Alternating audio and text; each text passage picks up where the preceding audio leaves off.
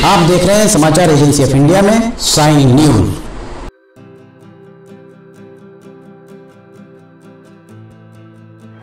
नमस्कार दोस्तों, समाचार एजेंसी ऑफ इंडिया की साई न्यूज में लिमटी की लालटेन के 244वें एपिसोड में आपका स्वागत है। आज हम चर्चा करने जा रहे हैं रूप पहले पर्दे अर्थात बॉलीवुड को दरकार है सुधार की, तभी इसका स्वर्णिम युग वापस लौट सकता है। बंबई, जो पहले बंबई नाम था वो अब मुंबई हो गया है, पर सिनेमा रसातल की ओर चला जा रहा है। 244वें एपिसोड में लिमटी की लालटेन के एक बार फिर आपका स्वागत है। आज हम आपसे चर्चा कर रहे हैं रूप पहले पर्दे अर्थात बॉलीवुड के बारे में। 70 और 80 के दशक तक बंबई का जादू लोगों के सर चढ़कर बोला करता था, क्योंकि बंबई वो स्थान था या है जहां रूप पहले पर्दे पर दिखाई देने वाली फिल्मों का निर्माण होता था।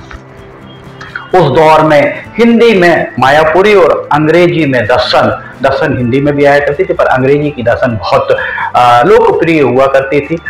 ये दोनों पत्रिकाएं माफ कीजिएगा बॉलीवुड की गॉसिप्स इसमें भरी होती थी और इन पत्रिकाओं को लोग हाथों हाथ लिया करते थे। मुंबई के बारे में ये भी कहा जाता था, जो फिल्में बनती थी उनके बारे में हम बताएंगे। एक बात और थी कि कहीं से भी पूरे देश में कहीं से भी अगर कोई बिछोड़ता था वो सीधे मुंबई जाता था। और मायापुरी में एक बार लिखा था, ढलान चूंकि मुंबई तरफ, इसलिए लोग मुंबई जाकर ही मिला करते थे फिल्मी कहानियों में। अखबारों में सिने अभिनेताओं अभिनेत्रियों के साक्षात्कार पढ़ने और फोटो देखने के लिए लोग लालायत रहा करते थे। प्रौढ़ हो रही पीढ़ी इस बात की बेहतर गवाह है कि उस दौर में जब दूरदर्शन का आगाज नहीं हुआ था, तब मनोरंजन के लिए ट्रांजिस्टर रेडियो ही साधन हुआ करता था। बुधवार को बिना का गीतमाला, रविवार को एस कुमार का फिल्मी मुकदमा, रोज शाम को फौजी भाइयों की पसंद जैसे कार्यक्रम लोगों को बांध कर रखा करते थे। लोग इसे सुनने के लिए लालायत होते थे। अमीन साइनी की आवाज आज भी लोगों के जहन में बरकरार होगी। इसके बाद जैसे ही दूरदर्शन का आगाज हुआ, वैसे ही रविवार की शाम को आने वाली फीचर फिल्म देखने के लिए, रविवार की शाम फीचर फिल्म हर रविवार को दिखाई जाती थी। रविवार को महिलाएं भोजन आदि जल्द ही बना लिया करती थी, क्योंकि शाम 6 बजे से फीचर फिल्म आया करती थी। उस दौर में टाकीजों के जलजले हुआ करते थे। जिन शहरों में अघोषित बिजली कटौती हुआ करती थी, वहां के लोग 2, 3, 4 दिन तक एक ही फिल्म एक ही शो में जाकर देखा करते थे। 10, 15, 20 मिनट के बाद लाइट गोल हो गई तो अगले दिन आप जाइए, 20 मिनट के बाद फिर फिल्म चालू होती थी। जहां से फिल्म खत्म होती थी वहीं से फिल्म चालू की जाती थी। प्रौढ़ हो रही पीढ़ी इस बात की गवाह होगी कि उस दौर में क्या हुआ करता था। आज सिनेमा की स्थिति क्या है, इस पर मनन करने की जरूरत है। 80 के दशक तक समाज को दशा और दिशा देने वाली कहानियां लिखी जाती थी, जिन पर फिल्में बना करती थी। इनमें मसाला भी होता था, मारधाड़ भी होती थी, कुछ हद तक उत्तेजित या उत्तेजना वाले उत्तेजक दृश्य हुआ करते थे। इस तरह की फिल्मों को जिसमें वयस्कों के लिए बना करती थी, उन्हें ए सर्टिफिकेट दिया जाता था। आज के समय में अधिकांश फिल्में अगर आप देखें तो अधिकांश फिल्मों को ए सर्टिफिकेट दिया जा सकता है आज के समय में। ये बात भी अगर आप देखें, सेंसर बोर्ड क्या कर रहा है, सूचना प्रसारण मंत्रालय क्या कर रहा है, इस बारे में भी हमारे सबसे बड़ी पंचायत लोकसभा राज्यसभा के पंच अर्थात सांसदों को ध्यान देने की जरूरत है। सिनेमा के स्वर्णिम युग की अगर बात की जाए तो उस दौर में एक से बढ़कर एक निर्माता निर्देशक हुआ करते थे। विमल राय, चेतन आनंद, वी शांताराम, राज कपूर, कमाल अमरोही, महबूब खान, न जाने कितने सुलझी हुई सोच वाले निर्माता और निर्देशक हुआ करते थे, जिनकी फिल्में आज भी लोकप्रिय हैं। फिल्मों के कथानक या कहानी की बात की जाए तो उसमें विषय वस्तु हुआ करती थी, कानों को भाने वाला संगीत होता था और दर्शकों को बांधे रखने वाला अभिनय आदि इसमें भरा होता था। आज इस सब का अभाव साफ तौर पर दिखाई देता है। उस दौर में संगीतकारों को बहुत मेहनत करनी पड़ती थी।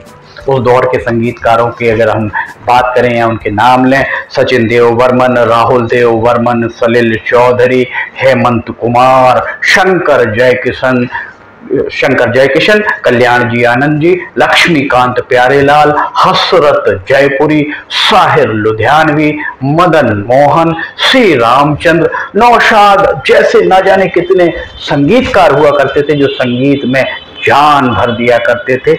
उस दौर में गीत संगीत की महफिल जो सजाई जाती थी, उस महफिल को सजाने वालों के अगर हम उन गायकों की बात करें तो मोहम्मद रफ़ी का नाम सबसे पहले आता है।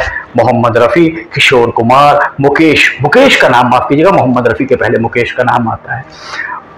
मुकेश, मोहम्मद रफ़ी, किशोर कुमार, तलत महमूद, हेमंत कुमार, लता मंगेशकर, सुरैया, न जाने कितने कलाकार थे जो अपनी आवाज, सुर का जादू जिनकी वो कंठ में हुआ करता था।